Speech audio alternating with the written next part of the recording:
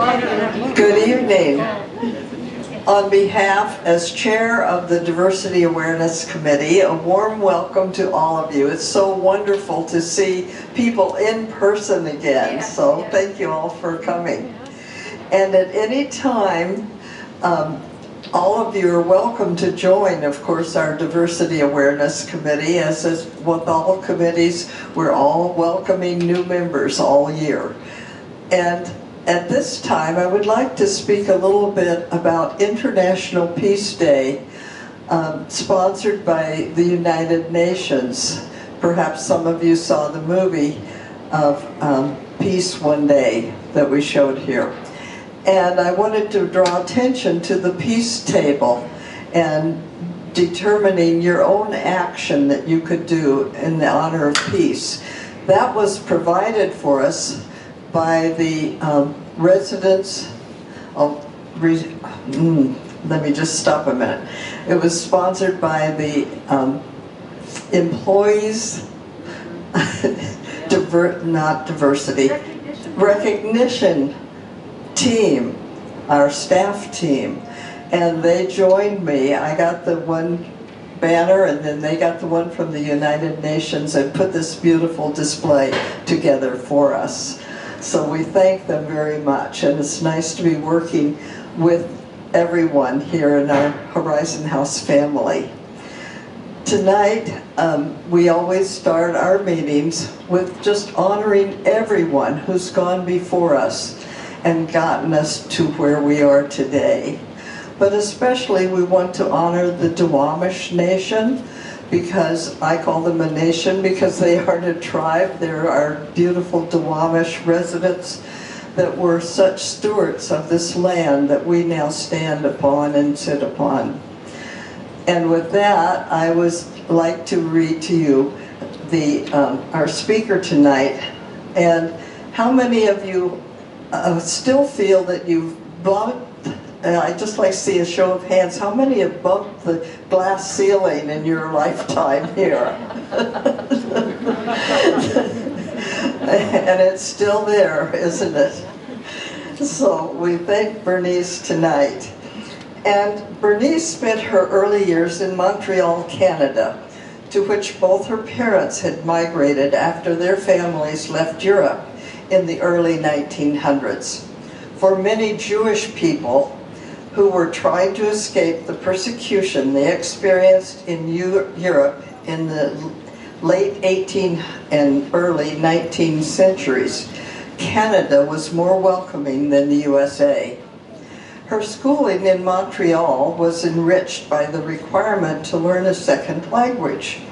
However, in her high school, girls and boys were in separate classes, and the only science offered to girls was biology. She attended McGill University in Montreal, where she became interested in physics. When she finally had the opportunity to learn it and graduated with a BSc in honors, mathematics, and physics, she married the year before she graduated, having met her husband at the McGill Physical Society meetings. I had to ask Bernice about that physical society, and she said yes, it was the Physics Society, but they did call it the Physical Society. Bernice and Sid came to the USA when Sid decided to graduate at the height of the McCarthy era to graduate school, but that's part of what she'll talk about tonight. Eventually, she returned to graduate school and earned a master's degree in education and a PhD in mathematics education. And so it is with great pleasure and honor that we welcome Bernice Kastner. Thank you. Well, thank you for coming. I'm going to begin by talking about women who did well in science. And I'm going to give you a little biographical information. And I'm starting with astronomy because women have actually done better in astronomy than in most other of the hard sciences, and you'll see why when I give you a little more information about some of these people. So I've listed here 2 women who made names for themselves in astronomy, and I'm going to talk about these separately on the next slides. And you see Rosalind Franklin, who was really responsible for the work for which the Watson and Crick got the Nobel Prize.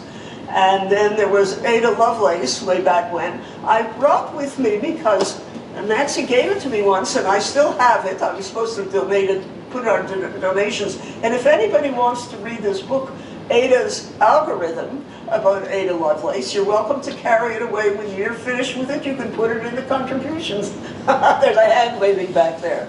And then Katherine Johnson and Mary Sears, and I'll say a little more about those as we go along.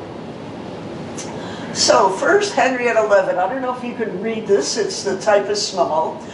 But she was hired by Charles Pickering, and she was one of a group of women that they were called the Harvard Computers. Now, if you saw the film Hidden Figures, you will already have been familiar with the idea that they called these women who did computations for scientists computers. And I spent a certain amount of time doing that because that's the thing that they liked women to do. But what's interesting about it is that these women were so interested in doing those things, and they didn't really pay attention too much for how little they were being paid. So they were happy to do the work, and it turned out that Henrietta Leavitt, she actually did very profound analytic work, and she came up with something entirely new. And as I got from her biography, at least one astronomer thought that her research deserved a Nobel Prize, but she didn't get it, of course. And then here's another astronomer, woman astronomer. Now, Cecilia Boshkin, she was British. And I was very amused. I didn't try to reproduce all her biographical material.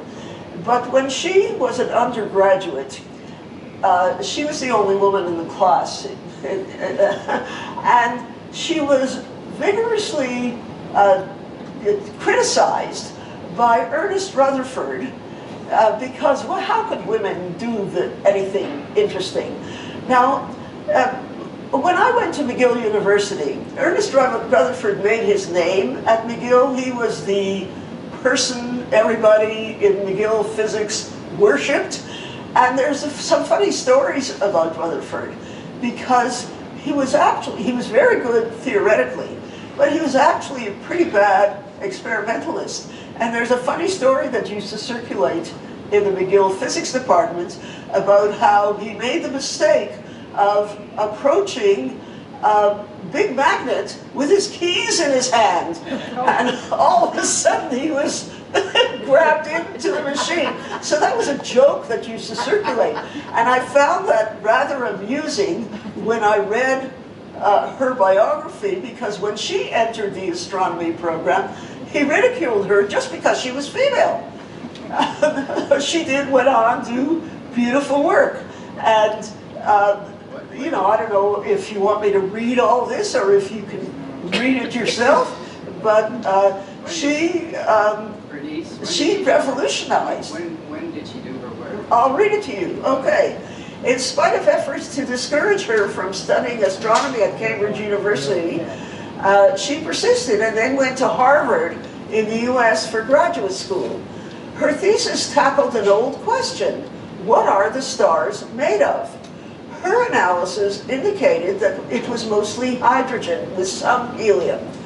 Because this was different from the belief at the time that the Earth and the stars have the same composition, she was pressured to insert the caveat that her results for hydrogen and helium were almost certainly not real. But later, independent research by others validated her findings.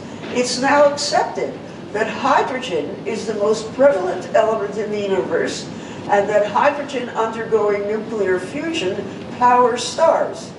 In 1962, an extensive review of 20th century astronomy concluded that her research was undoubtedly the most brilliant PhD thesis ever written in astronomy. Was she still alive? Is she still alive? No. What years did she come to the U.S.? When was she in the U.S.? I'm sorry? When did she come was to she the in U.S.? the U.S.? Well, she went to Harvard. Yeah, I know Where? When?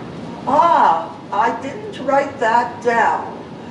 But since she was an undergraduate in England, when Rutherford was there, it had to have been more than 100 years ago that she was an undergraduate. Okay, because Rutherford was at McGill at the beginning of the 19th century. So I didn't make note of that. I mean, one reason, of course, that I have paid attention to astronomy is because my son is an astronomer, but my husband was an amateur astronomer. My husband had built an observatory in our backyard, which is undoubtedly the reason our son became an astronomer.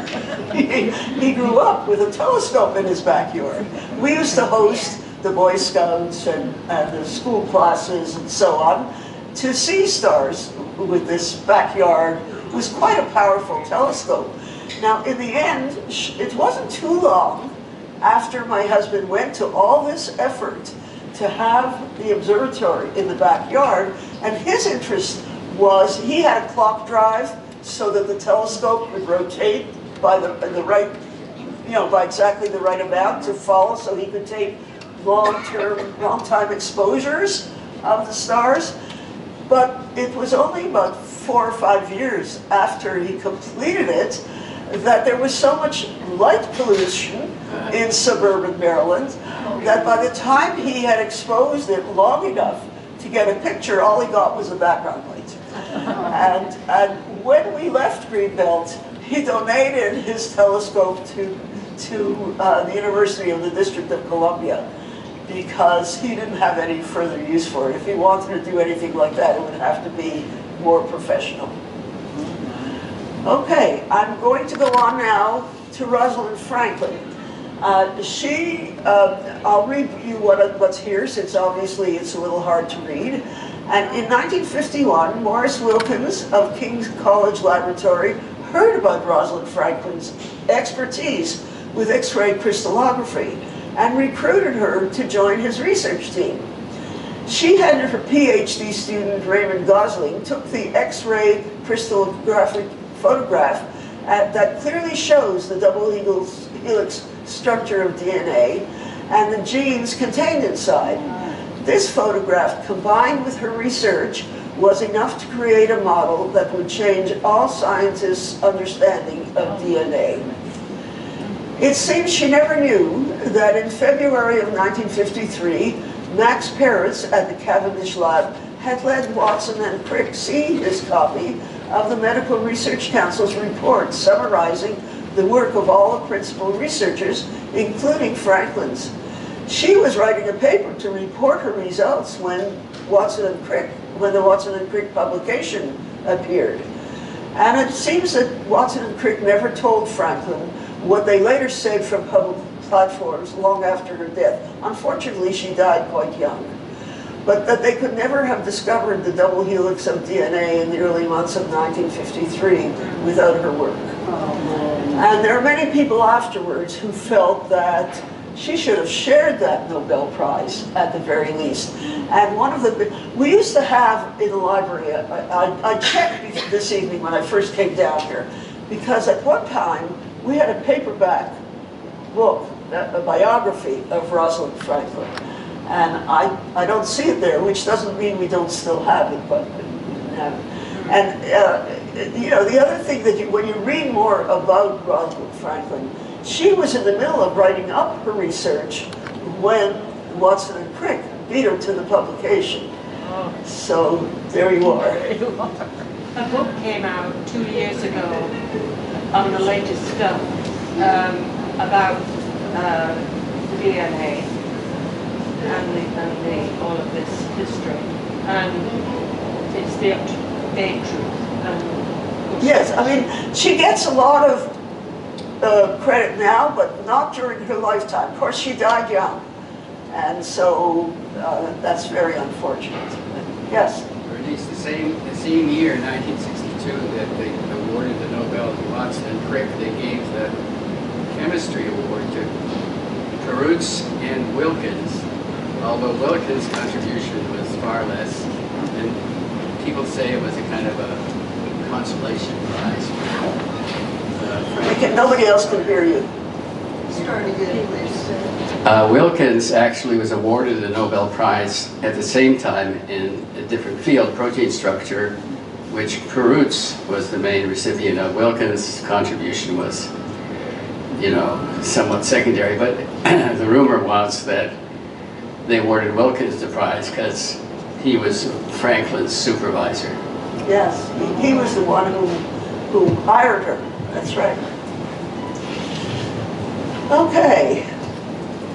Now, I've just listed a few people here, and I'm not going to talk about them, but Katherine Johnson, if you saw the Hidden Figures film, she, of course, was part of a team of black mathematicians, black women who were mathematicians, and all of this was, of course, the film, the Hidden Figures film is kind of Hollywoodized, but there's a lot about it that is very valid. I will say that in my graduate program in mathematics education, I had a colleague who went to the same university in Virginia, you know, one of the historically black colleges, as these women had graduated from. Then I want to talk about Mary Sears a little bit. I'm only going to mention it because I was handed a copy of the Smithsonian magazine from last summer, and she was an oceanographer, and it happens that my grandson is in oceanography, so I found it very interesting. But she did a lot of, she founded the whole business on Cape Cod and Woods Hole. I mean, she was a very fine, and she's still living, I think. But anyway, she did a wonderful job. She founded that. You don't hear much about these people. Then everybody's heard about Ada Lovelace. Nancy loved me, or she provided me with this book, which I'm finished with, and if anybody wants to read it, you're welcome. I'm going to put it in the library box if it's still here at the end of the evening. And of course, we've all heard of Marie Curie, and I'm going to come back to that later. And she actually got 2 Nobel Prizes, one in physics and one in chemistry. But she had extraordinary support. Okay, so perseverance. I'm now going to turn to my own struggles and my own, you know, what I started with. So having gone, you know, the community in which I grew up as I provided for the preliminary thing to the little introduction, I grew up in a very fortunate way. It was a community, we used to call it the Jewish ghetto. Of course, I really only discovered what a real ghetto is when my husband and I moved to Syracuse for him to go to graduate school. Because in Syracuse, New York, the black people lived in a ghetto. They were forced to live in a ghetto.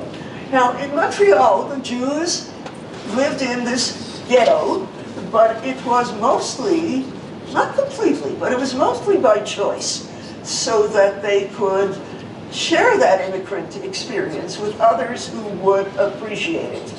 On the other hand, they were not allowed to own property in certain areas of town.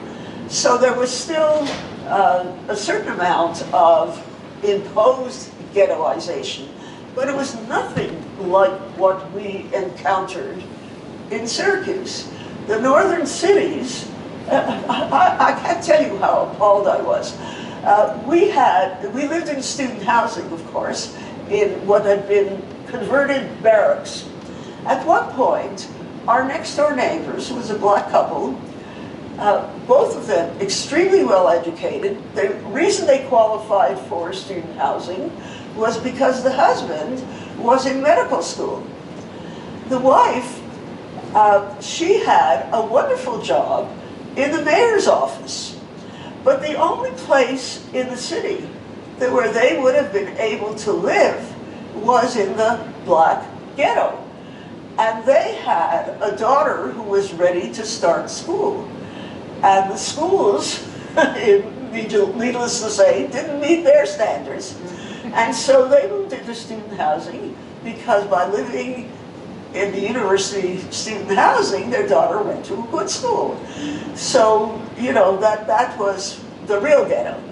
But in Montreal, the high school I went to was 97% Jewish. And we also had the wonderful distinction of presenting every year in December a Christmas concert. And the Christmas concert was, we had a marvelous music teacher. He was a Welshman. And he was just a wonderful music teacher. And this newspaper sent their music critic to review our concert. And I have to tell you, the closest thing we came to what you would call a Christmas carol was Good King Wenceslas. And otherwise, all the things we sang were classical things, Old Testament things. And, you know, so everybody was happy. And even the Orthodox parents didn't have anything to complain about because we only sang Old Testament. So this was, so as I say, it was 97% Jewish. And Montreal in those days had two kinds of high schools. You went to the academic high school if you were planning to further your education, and you went to the commercial high school if you were planning to have a career in the business world. So it was assumed in the academic high school, if you were female, the only possible careers to consider were teaching and nursing.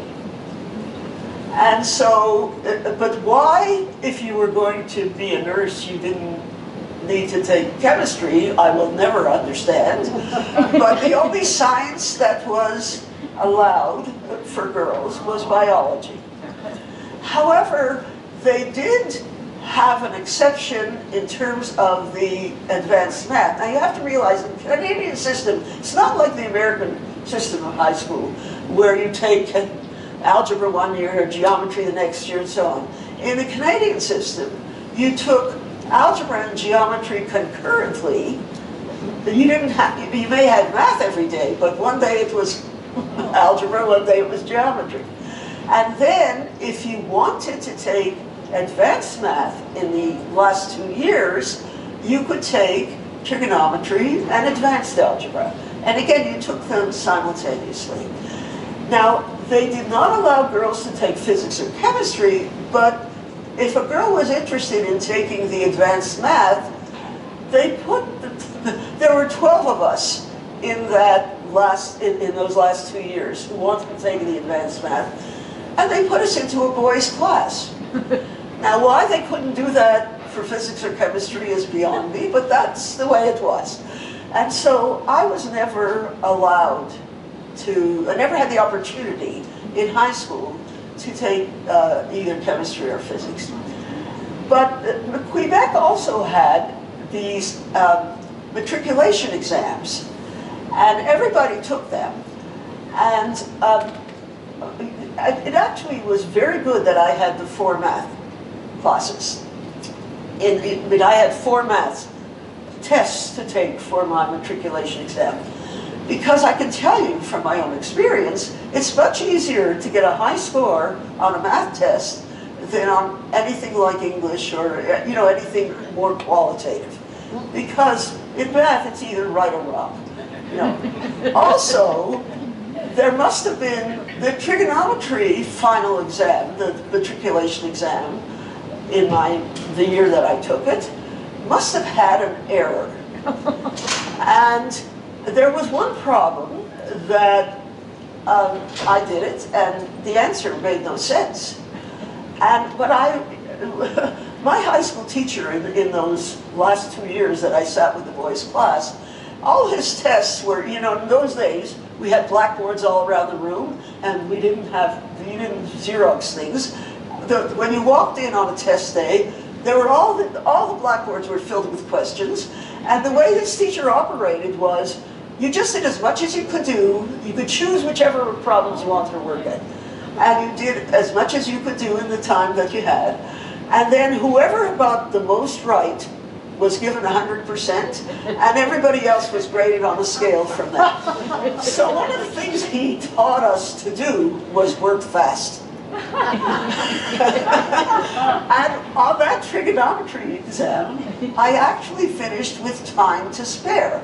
And so I went back and I did that problem whose answer didn't make sense two more times, and I left a note on the, we use the blue books. I left a note on the last page of the blue book that I had done this problem 3 times, and I told them where to find the other 2, and I kept getting the same answer, but it didn't make any sense.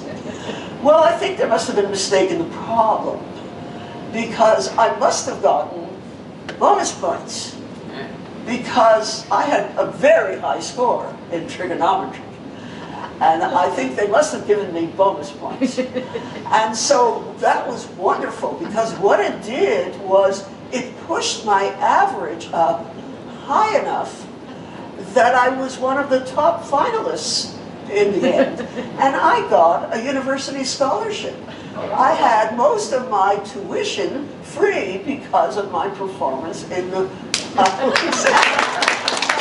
So when I went to college, also because I'd had all that math that's normally first-year university, McGill put in special, I had the opportunity in my first year at McGill to take spherical trigonometry and abstract algebra.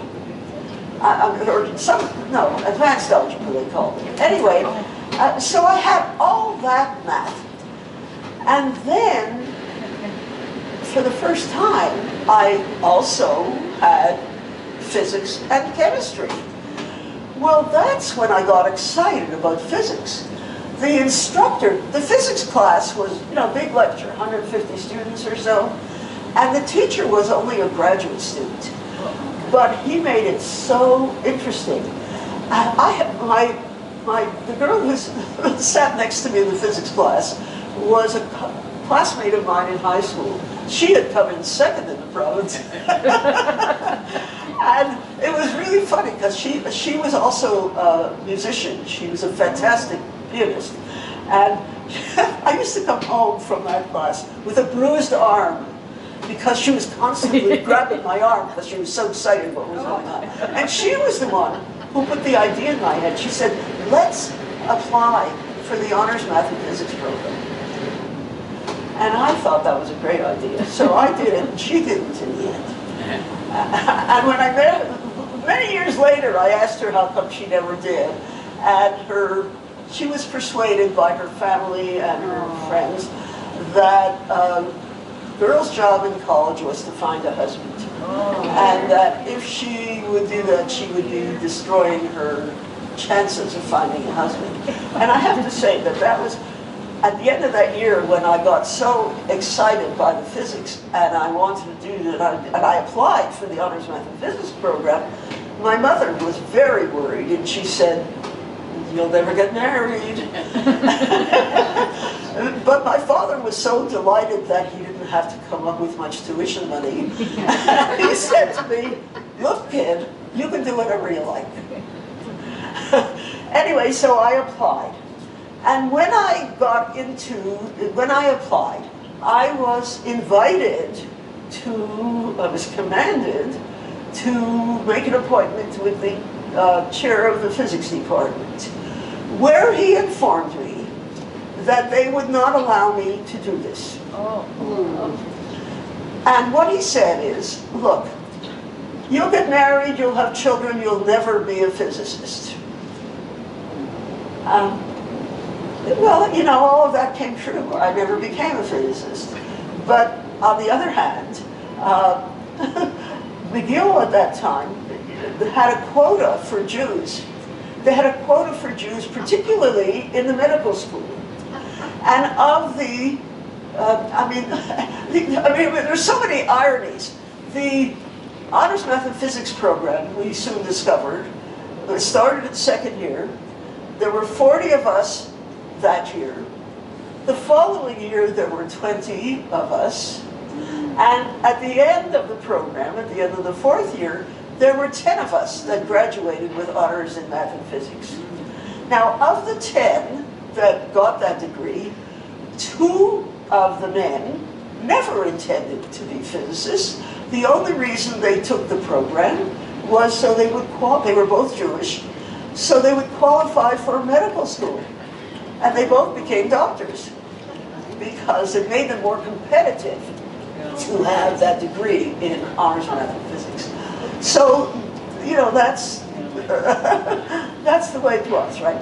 Now, I met my husband at the Physical Society meetings. He was a year ahead of me, and my husband was not a happy student. He was an original thinker. Nobody could tell him how to do it. The main reason I discovered when we went to Syracuse and he got into graduate school, the main reason he had to be in class was to know what he needed to know for the exams, because he wasn't going to learn it from the class. And so he asked me when he decided to do this.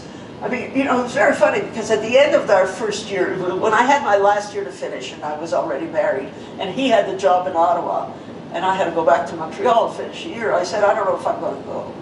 And he said to me, oh, you have to. I'm not going to have it in my conscience that you didn't finish because you married me. So I finished. But then when he decided to go to graduate school after all, because after the year of working, he recognized that if he wanted to follow his own, if he wanted to do what he was interested in doing, he needed to have a graduate degree. So he asked me to please wait a year before. He said, you know, I'm going to have enough trouble competing with the other students. I don't need for one of them to be my wife.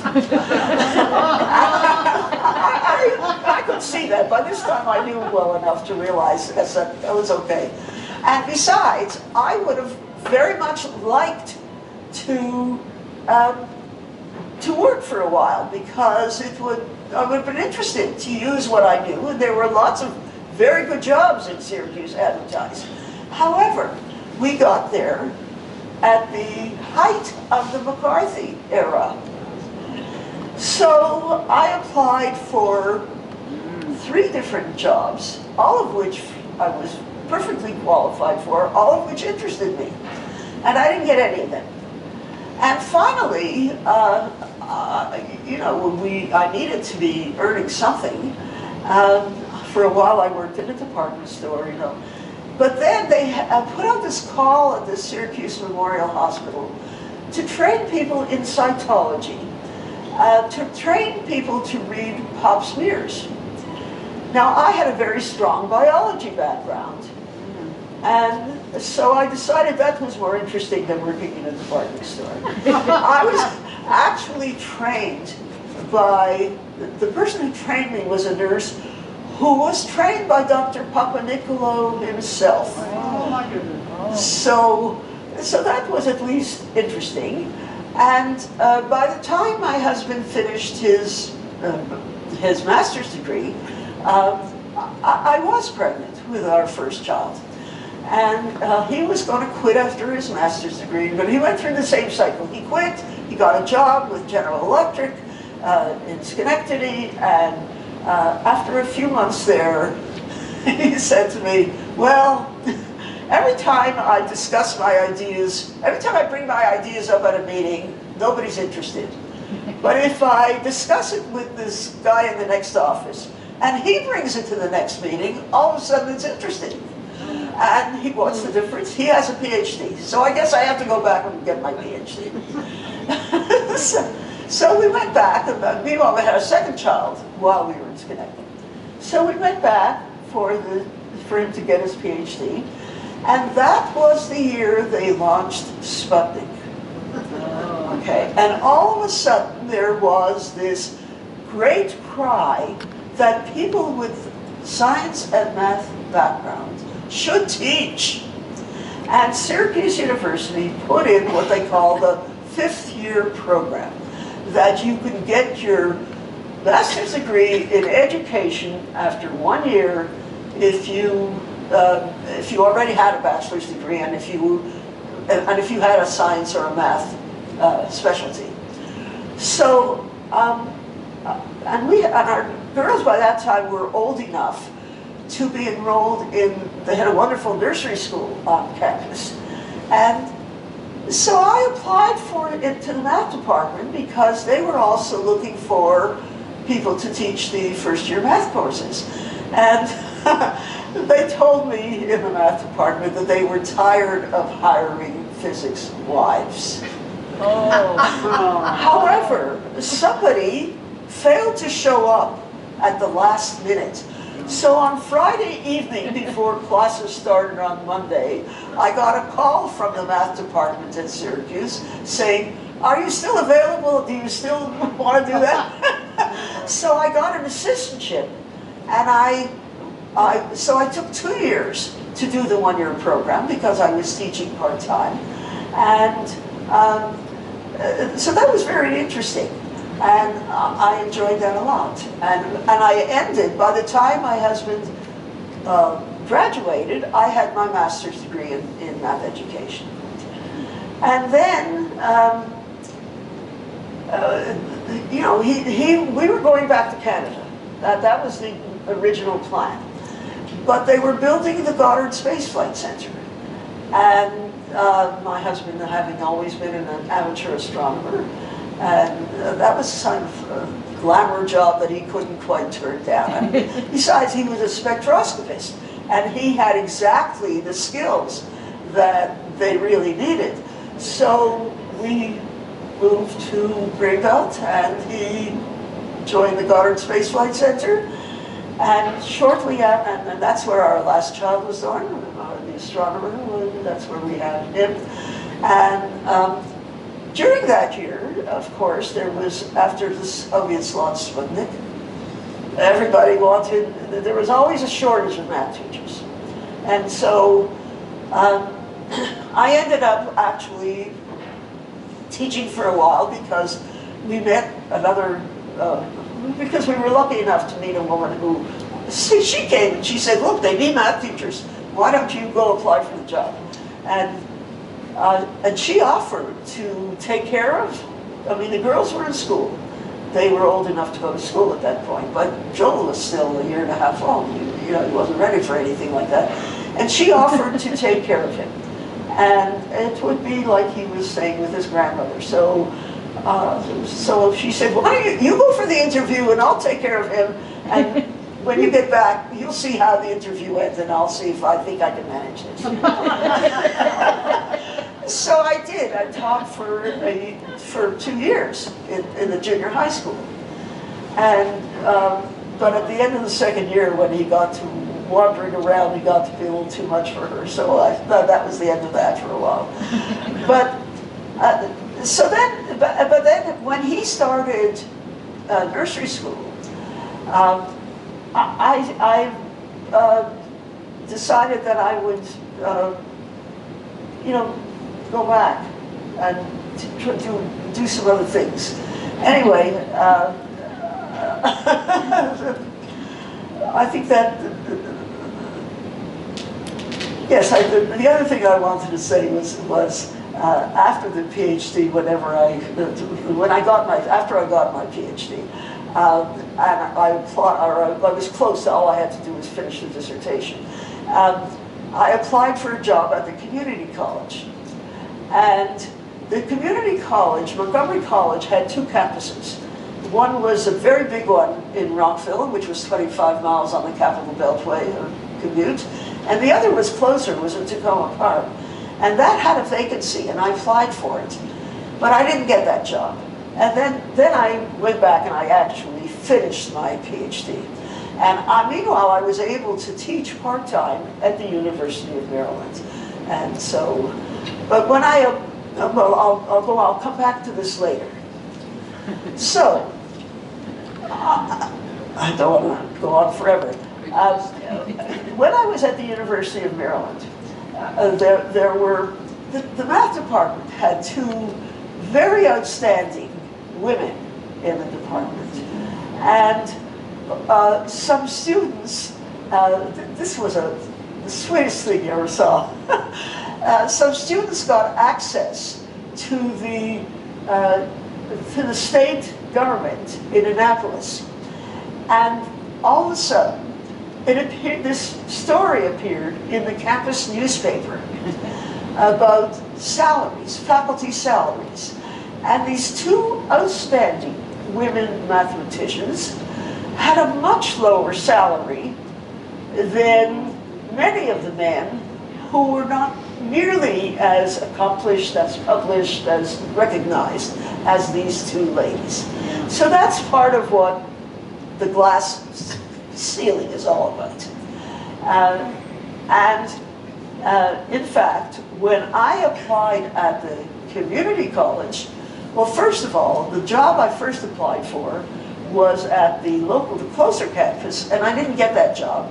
But I was able to teach part-time at the university, and I was still working on my dissertation and things like that, so it was okay. But my younger daughter, who got interested in pottery, wanted to take a pottery class, which was offered at the Rockville campus. And so I said to her, well, let me see if I can get some teaching there so that I have something to do that makes it worth the trip for me. And while you're in class, I'll be teaching. And so I was able to get exactly that, get a math class to teach in the evening while she was in her pottery class. And that gave me an in, because the following year, that campus had a vacancy in the math department. And so I was able to get a full-time job there. Now, what was interesting was when I was in that job for a while, I got involved with the group that was working on trying to improve faculty input into certain management decisions. And a person somebody was able to get the representative in the state legislature to pass a special bill that allowed us to have collective bargaining. As a community college, it was not permitted under the laws of Maryland. But he was able to get this special bill passed. And so we ended up developing a team, and unfortunately I got myself on the team, and they made me the chief negotiator. That was mostly because I don't get upset. I could sit at the table, and when they stalled, I took on my meeting.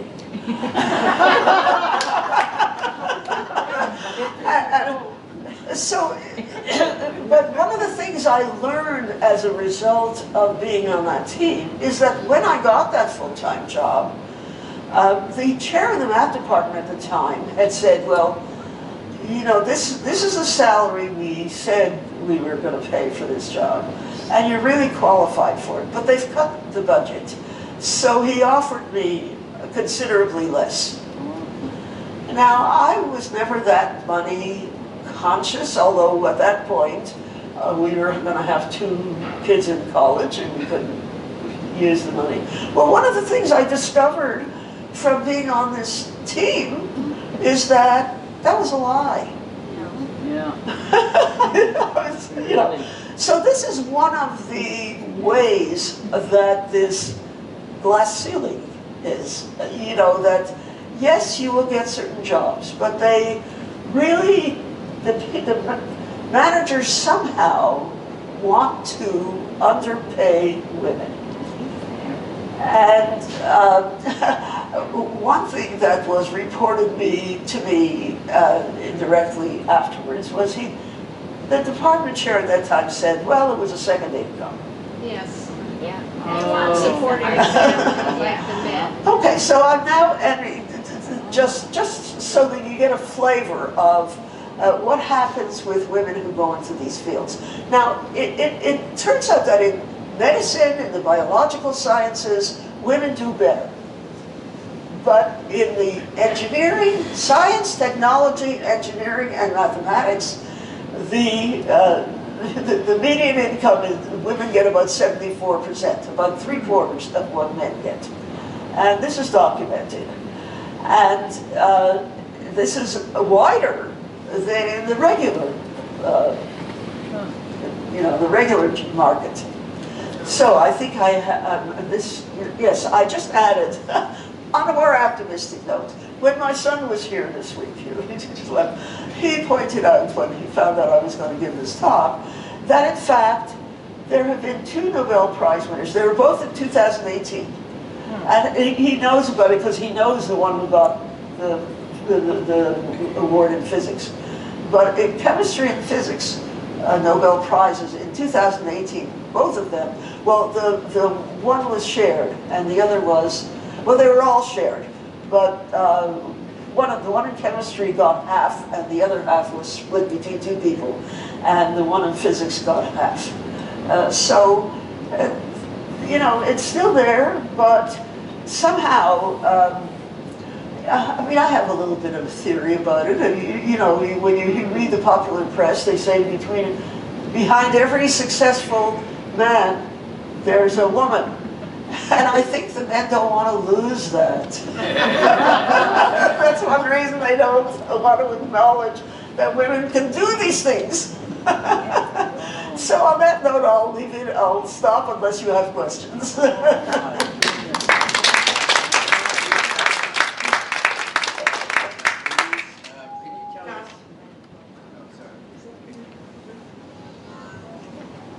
Could you tell us the significance of it being the McCarthy era when you were hunting for a job in Syracuse? How did that affect your job hunt?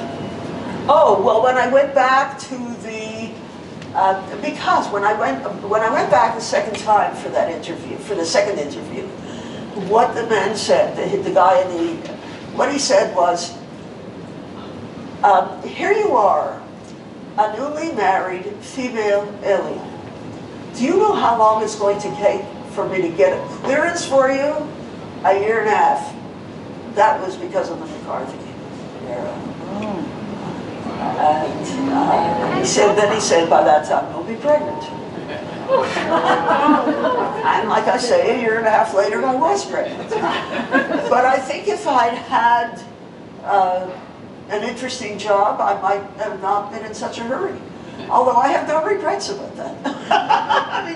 And one of the things that so many women have shown is, well, maybe they go easier while their children are young.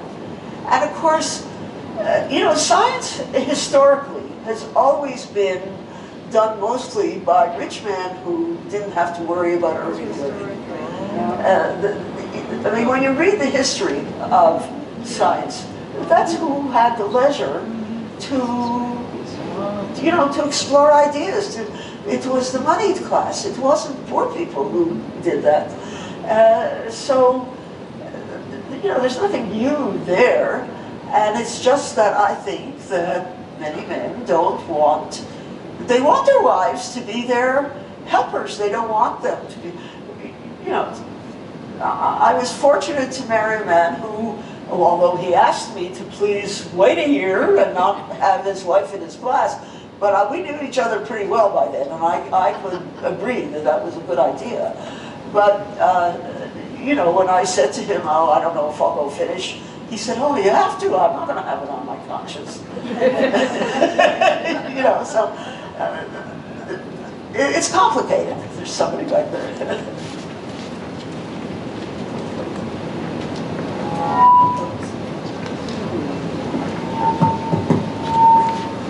Well, this is just a note. But thinking about your statistics about comparisons of the percentages of female earnings versus male earnings, I remember in Seattle at the University of Washington in the early 70s, we were all wearing little buttons and we had little tags we were hanging on things and whatnot, and they had the number 59 on them. And that's what it stood for. I think they were distributed by the National Organization of Women. I don't remember that, but it was 59. That's all it was, 59. But we all know what that meant. So we've at least improved. Yeah. Thank you. Well, just to follow up on that, you know, the faculty at the School of Nursing at the University of Washington sued the university on salaries. And I can't remember, maybe in the 80s? I can't remember the details, but it really caused a brouhaha. Well, I think they were finally vindicated for the amount of training and the responsibility and who they were training to do what. You know, it's like engineering, right? You want the planes to stay in the air, and you want the healthcare to not kill people. Yes, that's right.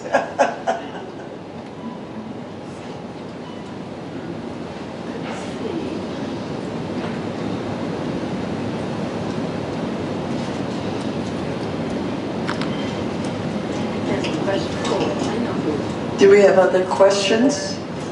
Just a comment.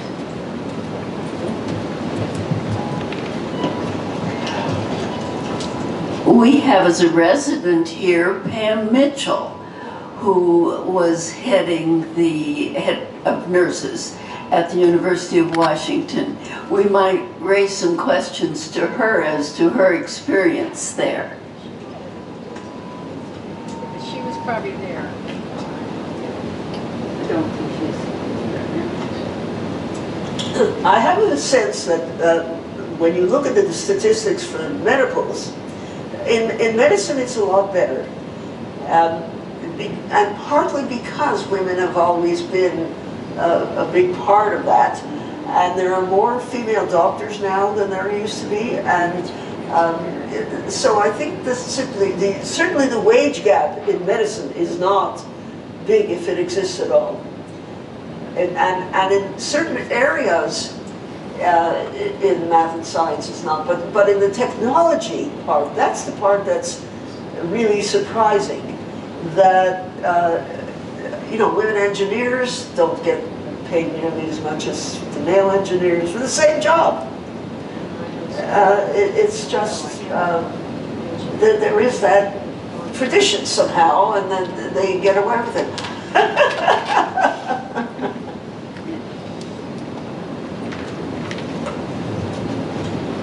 When I had my pacemaker put in, the anesthesiologist was a man from Colombia and the surgeon was a woman from India.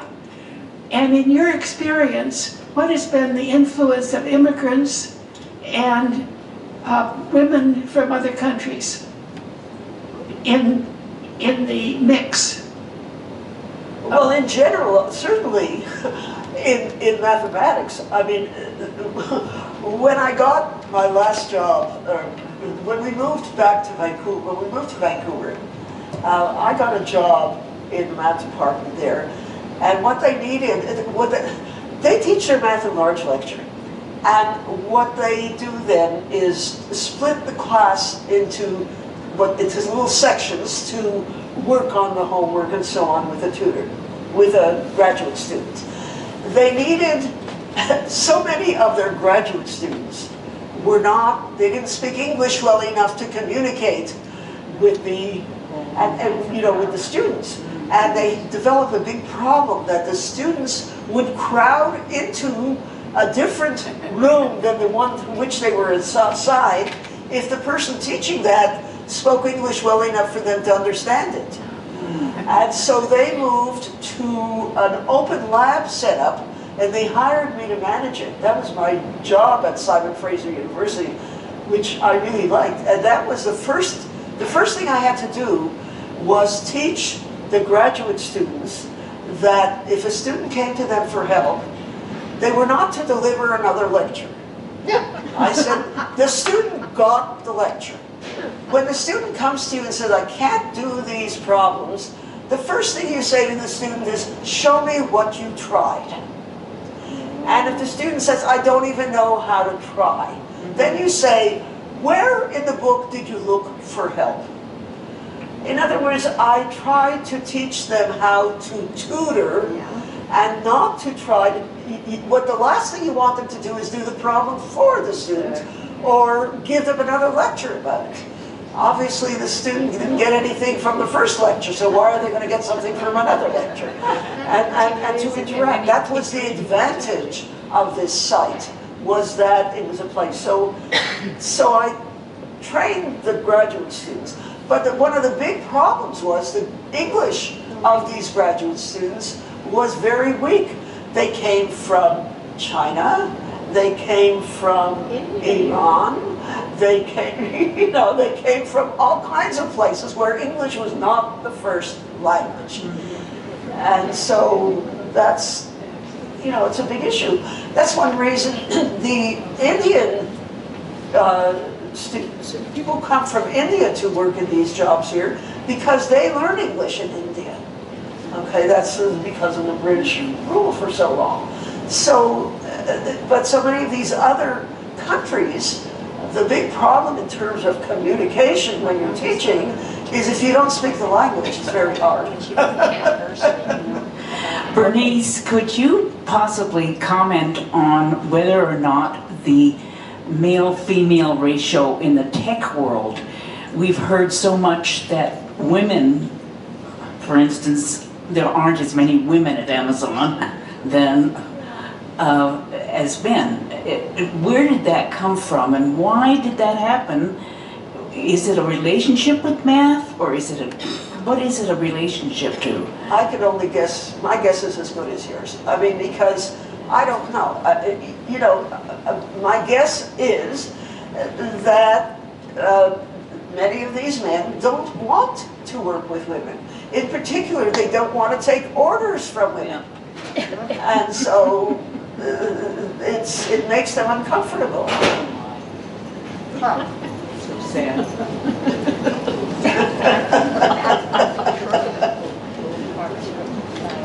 So with that, I think we will thank Bernice for an incredible program. And I will let's hear applause for Bernice. Absolutely wonderful. And this will be replayed on Wednesday afternoon at 3 o'clock on October the 5th. So it'll be on HHTV. The other people we would like to thank is all of you for attending tonight, and also for Risa and our support team for that. And again, Bernice for an incredible program. And again, we invite you to come and join our committee, or if any of you want to just come and see what we're about, we would love to have you come visit on our Tuesday meetings. So thank you again. It's been a lovely evening, and we'll say good night.